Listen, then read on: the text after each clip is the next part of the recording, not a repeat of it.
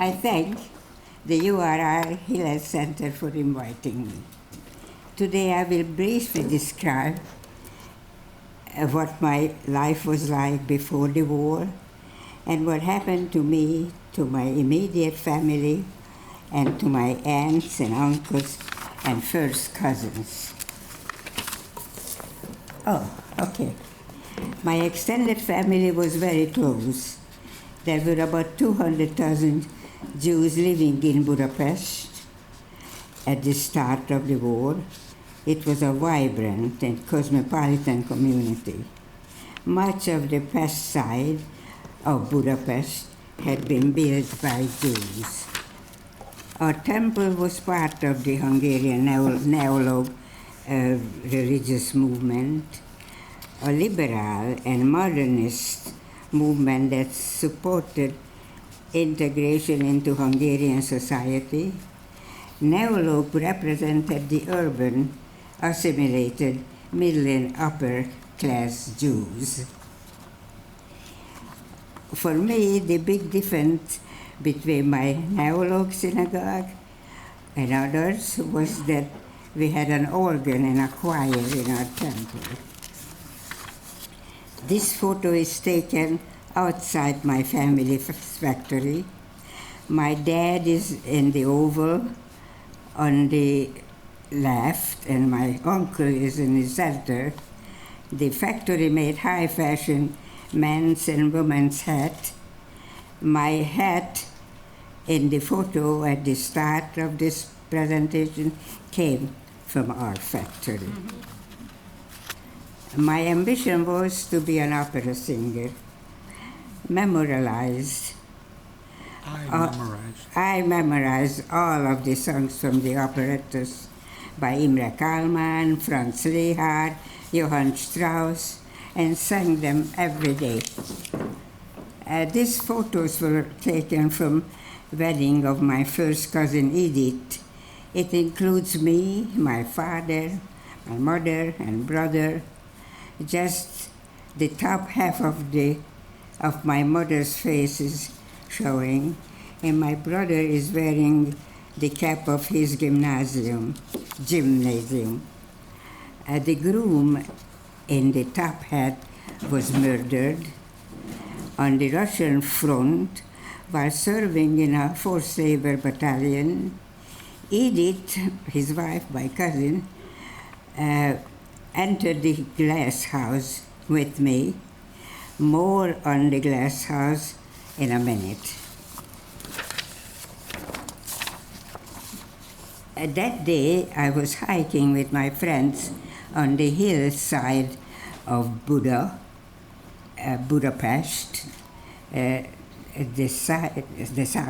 Buda was the side of the city. I saw German planes overhead. There were so many, it darkened the sky. I left my Gentile friends and ran home. The Nazis installed the Iron Cross fascist government, which imposed increasingly severe restrictions. They took away my family's business. We had to wear yellow stars. The Jewish men of military age were put into forced labor battalions, including two brothers who were first cousins and famous architects. They were murdered while in forced labor. And next, the fascists took our home.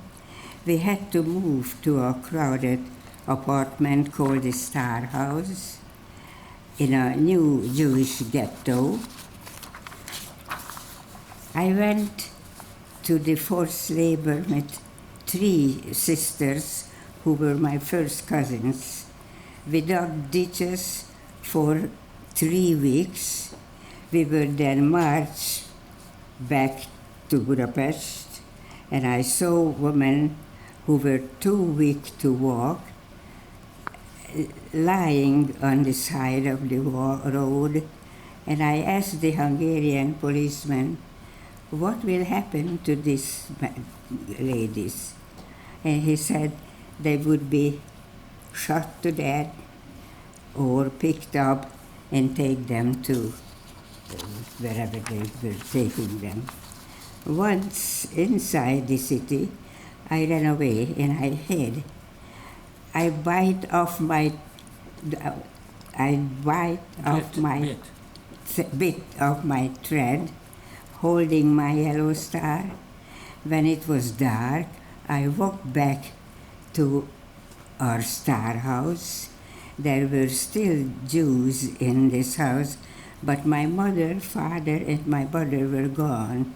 My mother had left a note for me with a Gentile boy, and it told me the address of my mother's new star house. I went there and I found out that my father and brother had been taken. I stayed with my mother for a week. She knew I could not stay there any longer because of my age, and she made me conspicuous. Made me conspicuous. Conspicuous. She bribed a policeman to escort me to the so-called glass house. And that was, okay. This was the chaotic scene when I arrived. I saw my first cousin, Edith, who was the bride of the wedding picture, at the head of a huge line trying to get into the building. I joined her, and there I saw a Jewish man by the name of Gabor, who I had met in the basement of our first star house during the American air raids. Jews could only seek shelters in the star houses. Gabor worked as a baker in the glass house. It was the most famous of the Swiss Consulate annexes set up by Karl Lutz, the Swiss attaché. It was crammed with 3,000 desperate Jews. At the glass house, Gabor also served as a door guard, and he remembered me from the air raid and let me and my cousin Edith inside.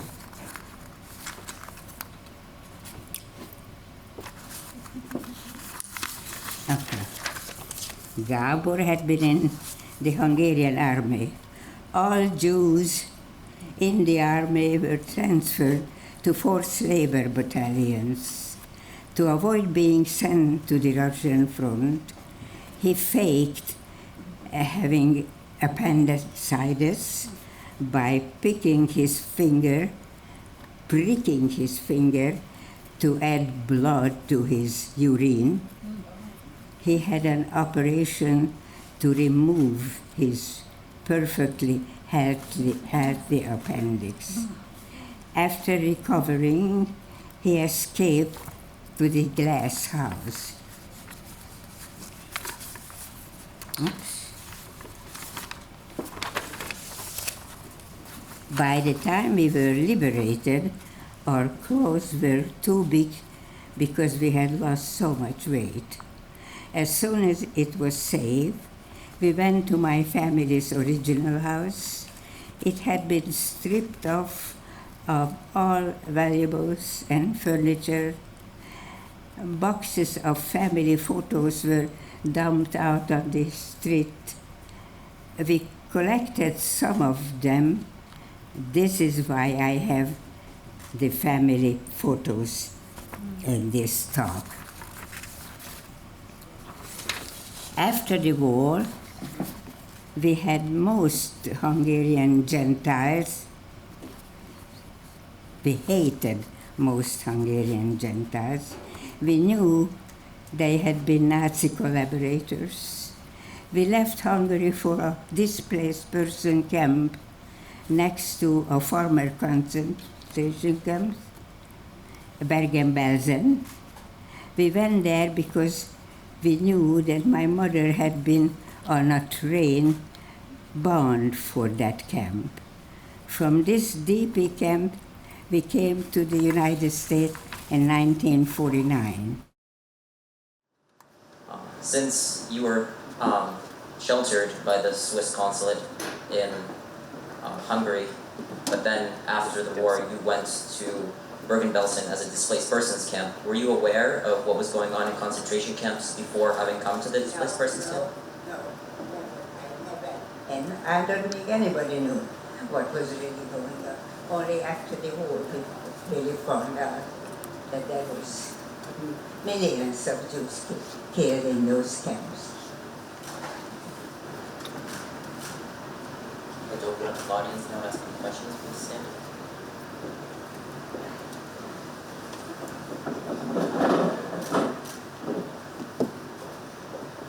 Another question I had was,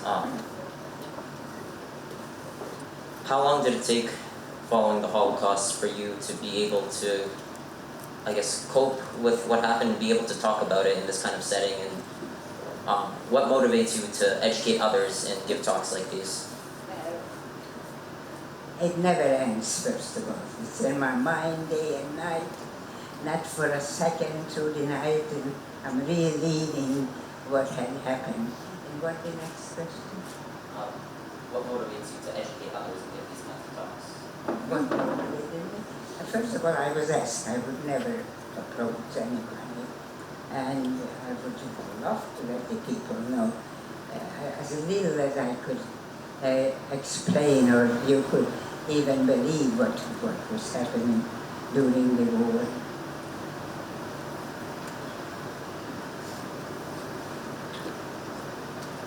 How did the experience change how you lived your life afterwards? How did your Holocaust experience change how you live the rest of your life? Well, every minute of them is always in my mind. To teach my children how to avoid the catastrophe, what we went through, and tell the people who practically don't believe me that it ever could have happened to millions and millions of people. You know?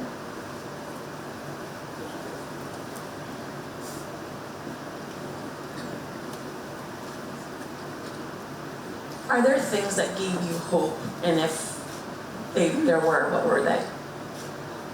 I couldn't catch what you were saying again. Are there things that gave her hope during that time? Did anything give you hope during? During the war? Yeah.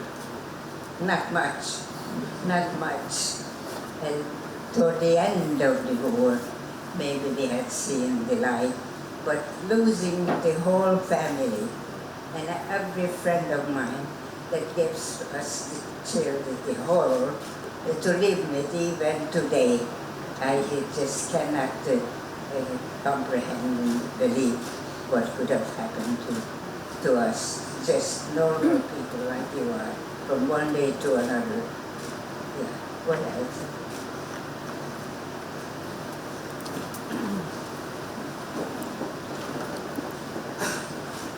Thank you so much for being here. Again, I appreciate you sharing your story.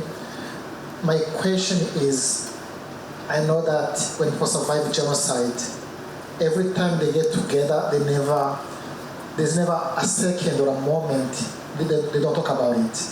So they always want to remember and they always want to talk about what happened. I know from my own experience, when I meet people from Rwanda that's in Kigali, we always that subject comes up. Doesn't matter, you're just on the table, everything you're doing, it always has come up. So my question is, what I've seen is that some people, it's become like a burden. It's so difficult for them to move on. and find hope and courage. How do you find courage and hope to keep going? Now you're 91, 99. How do you find courage to keep going on with all these memories? I know it's difficult to hear, right? I've been delegated to explain how she found courage. I was born in 47 January in Bergen-Belsen in Germany, in the displaced persons camp, and part of my mother's response to the war was having children, and to me, but that was a common thing in the camp. It was almost a baby factory of survivors marrying and having children, and that was a way of defeating the Nazis and having the Jewish people still survive. As for what you said before about talking all the time, when I was growing up, they didn't talk that much about it. We were in a community, they called each other DPs for deported persons, and a lot of them had the tattoos on their arm. And everybody we associated with knew were DPs, but at that time they were just focused on making a living, raising children. When she came to the U.S. in 49, she spoke no English, knew no one, had no relatives, and so things were tough.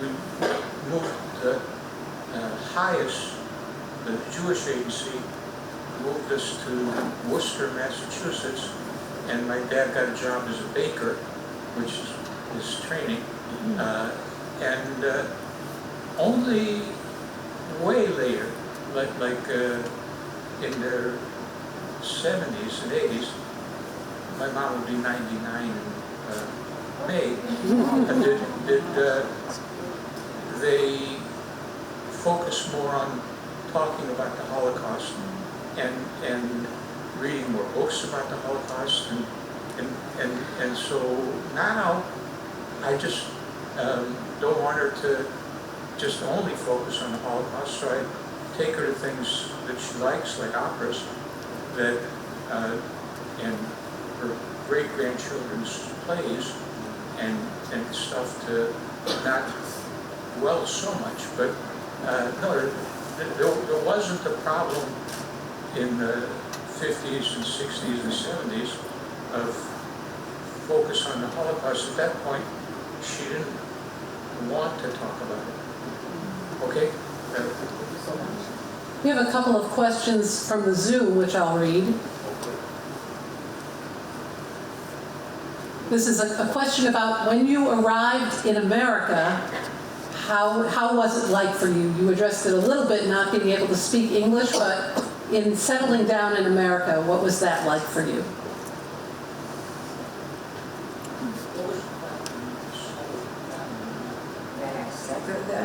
First I had to arrive. And we didn't have anything. For the three of us, we had maybe one suitcase, can you imagine? So we were staying in New York for a short while, walking on the streets and meeting people from my old country. And out of the blue sky they announced that my husband and my son and I would have to go to Worcester, Massachusetts. I had never in my life even heard the word. So we arrived there, somebody was waiting for us from the Jewish community and took us to somebody's apartment house in one room.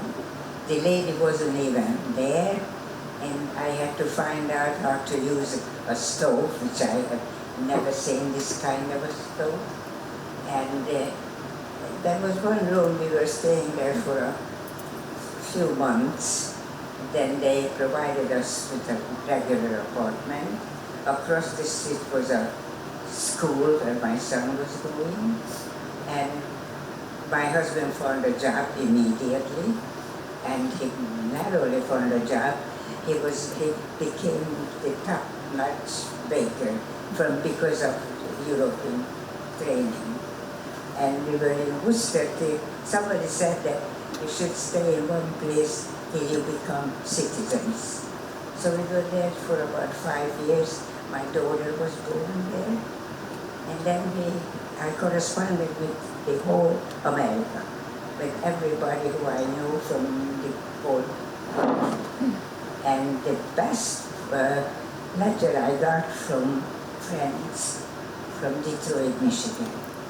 So we sat on a train, 4 of us already, and went to Detroit, Michigan. And my husband found a job immediately, and a beautiful little apartment, and we were in heaven. We were staying there in that apartment for I don't even remember, very short time. And then we bought a single home I think it was inside Detroit.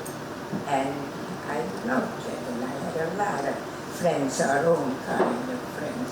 Everybody had their own story. Actually, I was envied because I had never been in camp. I was hiding. And in Hungary, the war only lasted 1 year. And the other people, like the Germans or Polish, they had it for 5 years already. So we were staying in this apartment for a while. Then my husband got into the business with a partner. We were there for about 20 years. He owned a bakery. And he owned a bakery, and he made a beautiful living. And we used to come down to Miami because we had some connections there. And I decided that when we're going to be old, we're going to buy a condo in Florida. So we did. And we moved down for good, sold everything. And in the meantime, my son got married. He moved to Indianapolis. And I came down with my daughter, my husband, of course. And they didn't do much. The weather was beautiful. And I had to live with my back of my mind always day and night. Even today, I see them. I can't imagine what my parents and my brother had to go through. So anyway, we are here and very happy. Half a year I'm spending with my son here in Rhode Island, and a half a year with my daughter in Florida through the winter time. So what else? Another question from the Zoom. How long after the war was it before you found out what happened to your family?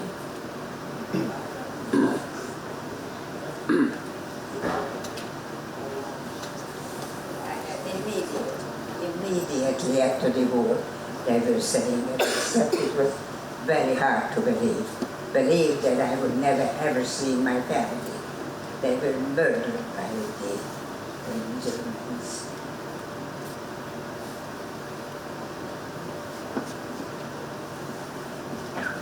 Did religion help you get through this experience?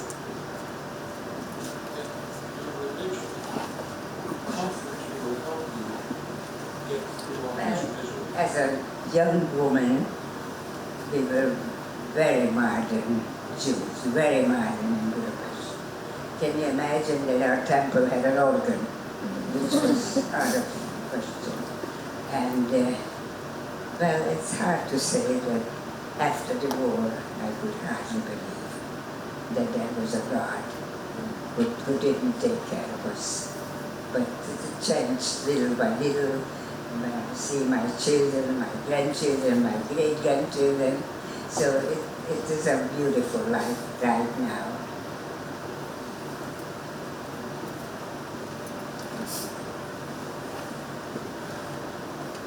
Thank you for coming and sharing your remarks with us. I greatly appreciate it. Before you spoke outside in front of the Multicultural Student Service Center, the director explained that genocide can't occur without hatred. I'm wondering if you could share your feelings towards the people that did this, your feelings towards the Germans who perpetrated this crime. It's a very personal thing. How were you able to manage or deal with that? Did you forgive them, or do you still harbor hatred towards them? Thank you. How do you feel about the Germans?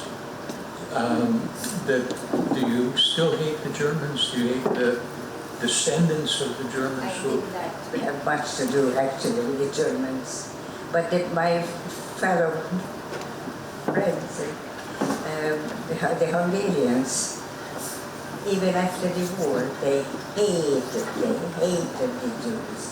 There was once a time when I didn't have any other chance to hide. I knocked on the door of one of my neighbors, and she let me in, which was a very big surprise. But she had a sister-in-law who lived up on another floor up there, who hated the Jews. And one day, she ringing the bell, and I'm sitting with them in the dining room. And as soon as somebody would come into the house, I had to hide myself into the pantry. And not only in the pantry, but the pantry had shelves. So I had to climb up on the top of the shelf and hide myself from anybody who comes in. So our next door neighbor, we were neighbors for many, many, many years. She comes in and she said, they're your sister-in-laws. She said, give me the key of the Jews. I want to go into their house and take whatever I wish. And I'm listening. And I actually don't remember if they gave her the key, if she went into the room, but that I never forget, that I'm sitting there and listening to this neighbor of ours who were neighbors and friends for many, many years.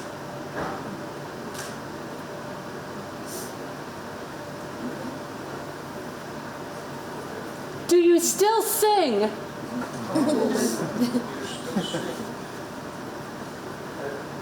Sing.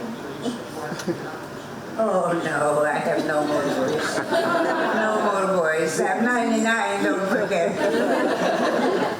No more, no.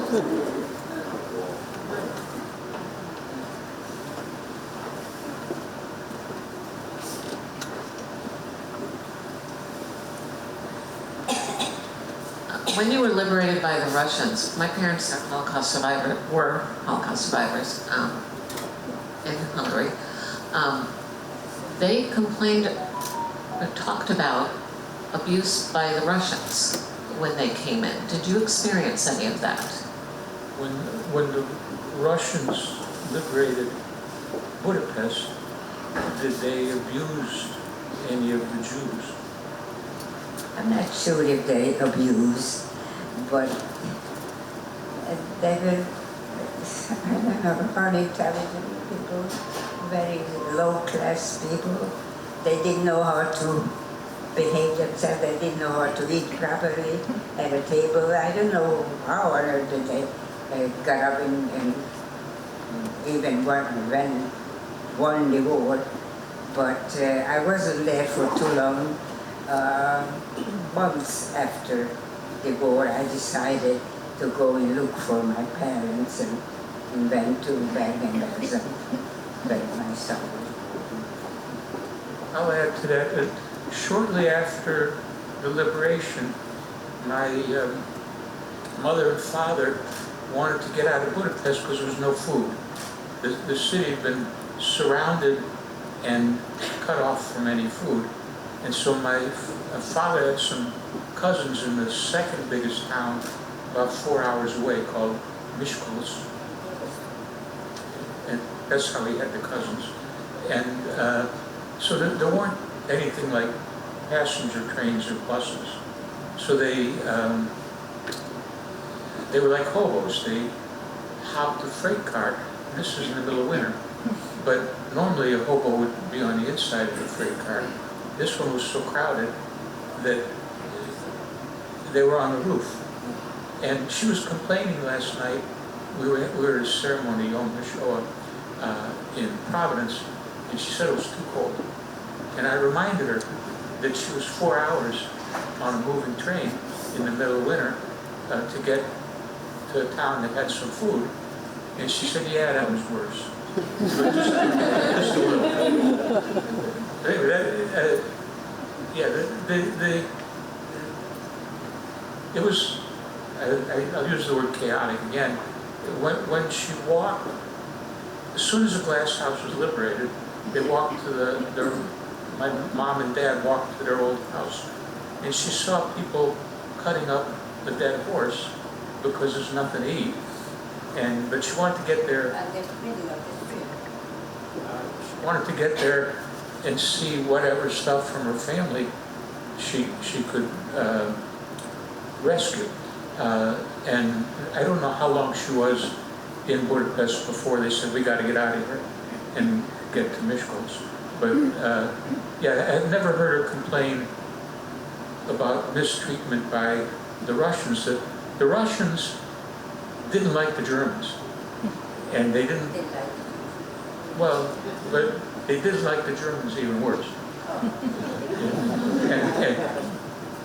Anyway, so if you were a German, you're in bad shape, and if you were in the Iron Cross, the Hungarian fascist party, you were in bad shape.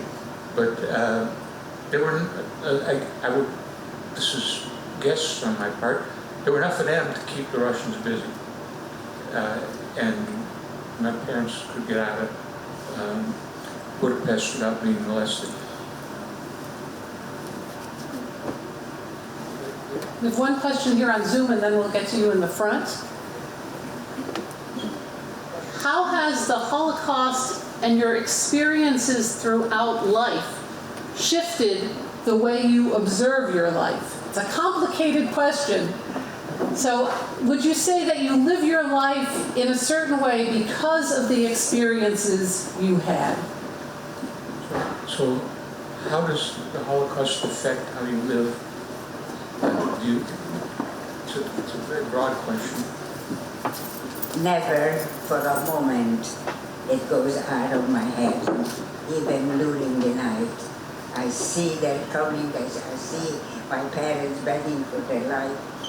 It's a horror, it's just still a horror.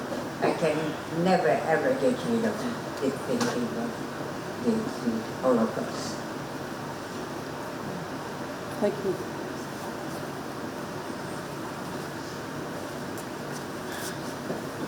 Several weeks ago, Russia attacked Ukraine.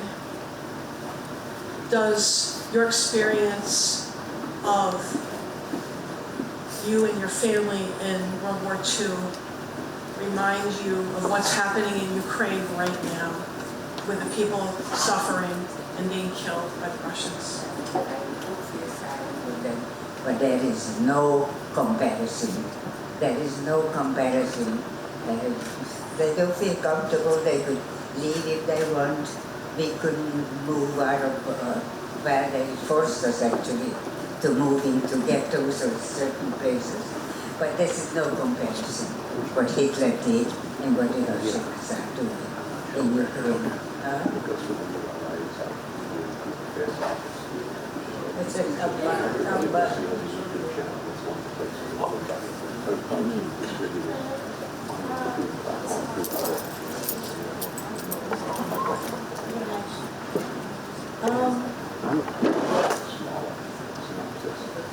Oh, this is more for you specifically. Did you receive any prejudice growing up as well? Did you receive any prejudice growing up as well when you lived in the United States?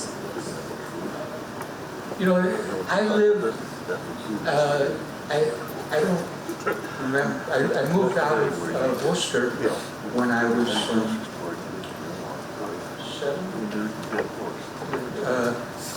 So I don't remember any trouble there. And in Detroit, we were almost surrounded by Jews, a heavily Jewish neighborhood. The synagogue that we belonged to, my mom had essentially had a Reform temple in Hungary. They don't call it that; they call it Milo. But we wound up in an Orthodox temple because that's where DPs went. And so everybody I knew, my elementary school, my high school, my well, not the whole college, but you know, basically, I grew up in a Jewish world that didn't get me much exposure to prejudice. If you go, I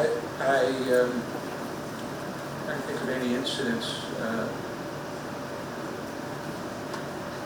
One time, when I was already a professor and I was doing some consulting, I was working for a guy in a case, and he talked about negotiations and said, "I'm not going to let the other side Jew the price down."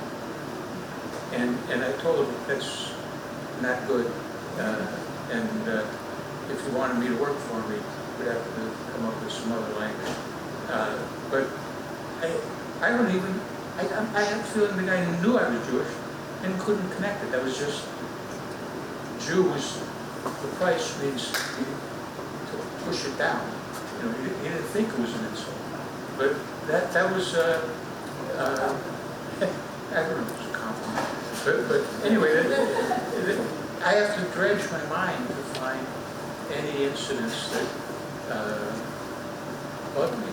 Maybe I was particularly unobservant. Question of, and a comment on Zoom. Thank you for sharing your story with all of us today. The surviving family members on my father's side resettled in the Carpathian region, modern-day Ukraine. When they eventually immigrated to the US, a lot of their culture and traditions changed, along with their identity, even the spelling of their last names.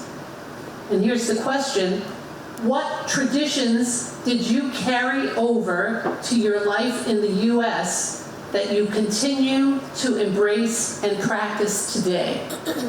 I'm going to give a couple comments because that Sandy is not a Hungarian name. All right, so anyway, but that wasn't their name. And one of the things that happened in Hungary is that you couldn't change your name, and you could be identified as a Jew by your name.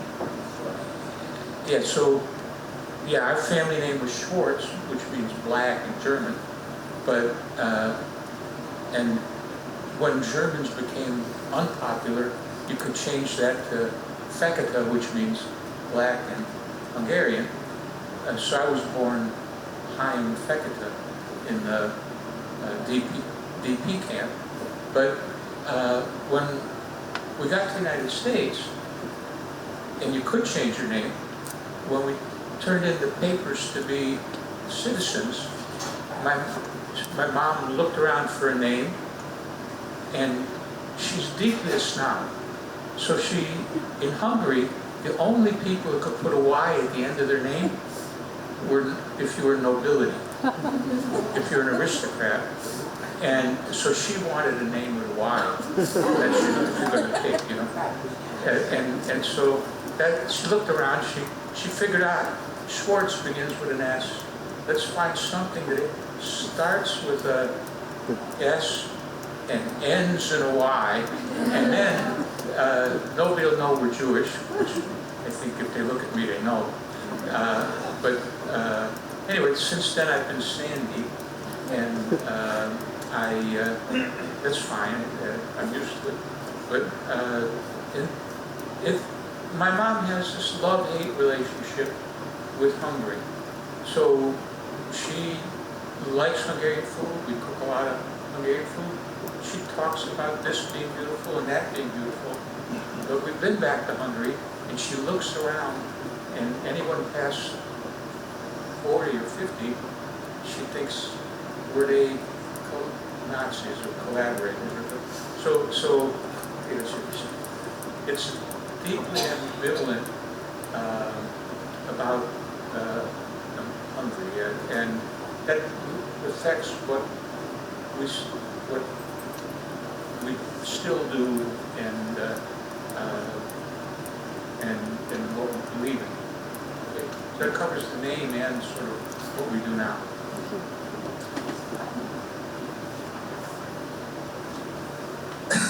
Thank you. I have another question for you actually.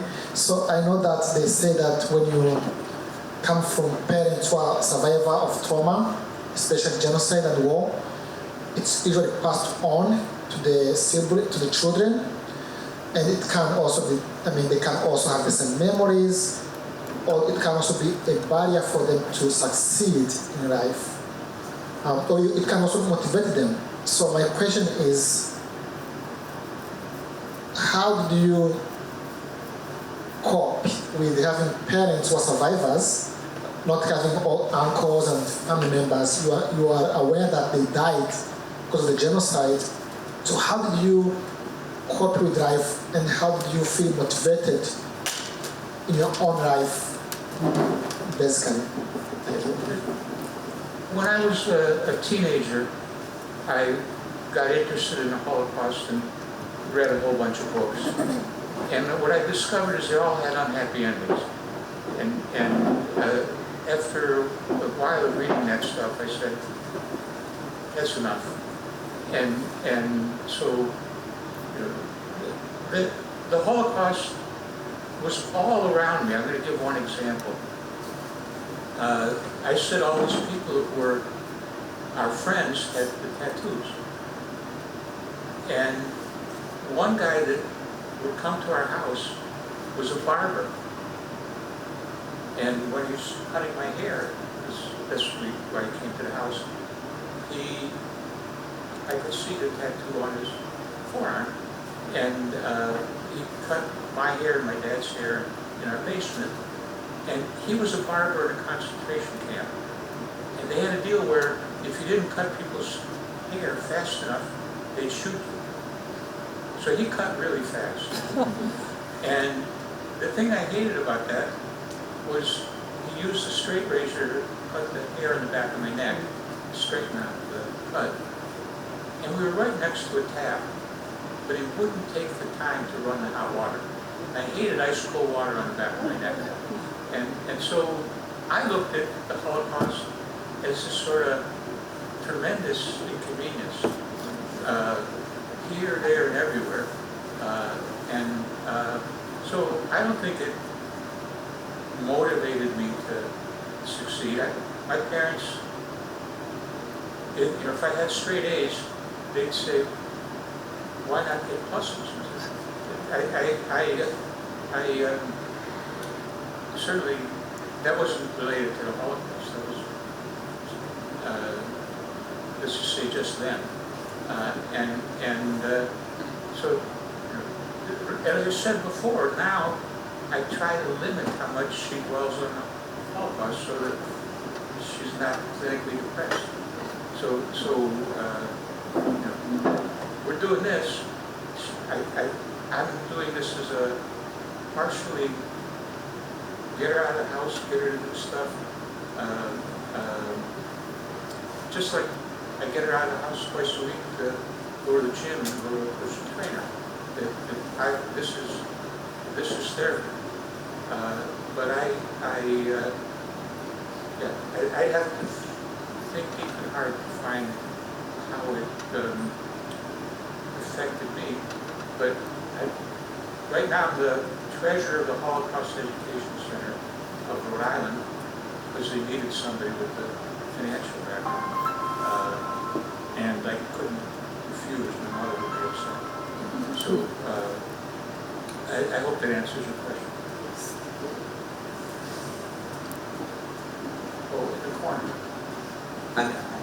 Hi, thank you so much for coming again and telling your story. I just wanted to ask how empowering, how much joy does it bring to be able to come here and see how much the Jewish community has grown and how that we can come all together and hear your story and never forget what happened in those days. So Mom, does it make you feel better to have this big audience and the support of the Jewish community? Oh, that definitely. I'll add a story. Mom feels ambivalent when she sees children, like at a Jewish day school, and she's got 4 great-grandchildren. Of course, she loves them individually, but it just reminds her of all the ones who were killed. And so she's happy that there's more Jewish children, but she just can't shake looking at them and saying, those are just like the ones that were marched away. Yeah, having more Jews and support from Jews is wonderful. So over there. First, I want to say thank you for being here with us. It is an honor, and I'm sure it's not easy to share this experience with the world, so thank you for being vulnerable with us. And I wanted to ask you, what are some things that you like to do now that bring you joy, and what's your favorite opera song?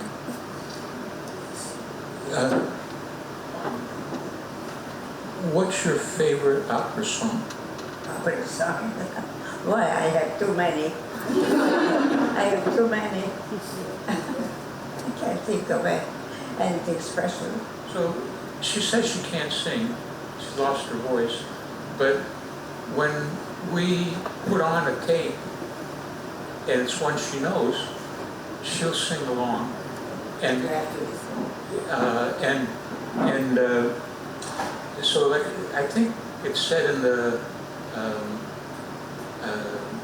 PowerPoint that she learned all the operettas by Kalman and Lehar and Strauss. Those were all the rage when she was a teenager, and she just knows all the lyrics of that stuff. So, yeah. My dream was to become an opera singer, and I was around 16, 18 years old when my parents took me to a professor who was teaching voice. And he was sitting at the piano and played higher and higher, and I was able to hit the notes. And he was surprised how my voice was. But at the end, he comes to my mother and said that she would be an excellent opera singer, but I cannot take her because she's Jewish. I couldn't believe that, and it was very common those days. I went home, and in fact I didn't even want to go home. I told my mother I want to go for a walk, and I went by the Danube River, and I wanted to jump into the river. That would be the end of my life. Then something had changed, and I'm still around. So, always in my mind, day and night. And I didn't go, not half of it, not 10% of most of the Jews who went through hell, the Polish Jews and the German Jews, and this, I think we've got one more question here with the red coat, and then Daniel will wrap it up. Thank you. This question is actually for you, sir. I heard you mention that you're a professor. Would you mind sharing with us what you teach? Economics. Oh, okay. Actually, I'm retired, but I used to teach economics. On top of that, I just wanted to bring a point to, I think this really brings it all back to show how resilient that she is, and because she was so resilient, she can now be here today and share with us. So I want to thank you for your resilience, because this is really incredible. I'm thankful to be a part of this group today. Resilience means to bounce back and survive. So she said, you're very resilient, and she's thanking you for coming and giving the talk. Thank you for having me. thank you everyone for your questions. Kind of to wrap things up, I really wanted to ask, what message would you like to leave us today? What would you like us to remember about you and your experience, and to take with us out of here and to be able to spread to our friends, to our families? What message would you like to leave with everybody today? Man, that's a big question. I'm not sure that you don't believe the hatred and teach your children love and help Israel. That's the main thing, to help the Jews in Israel. And what else I should do? That's it. Right, thank you. Thank you very much.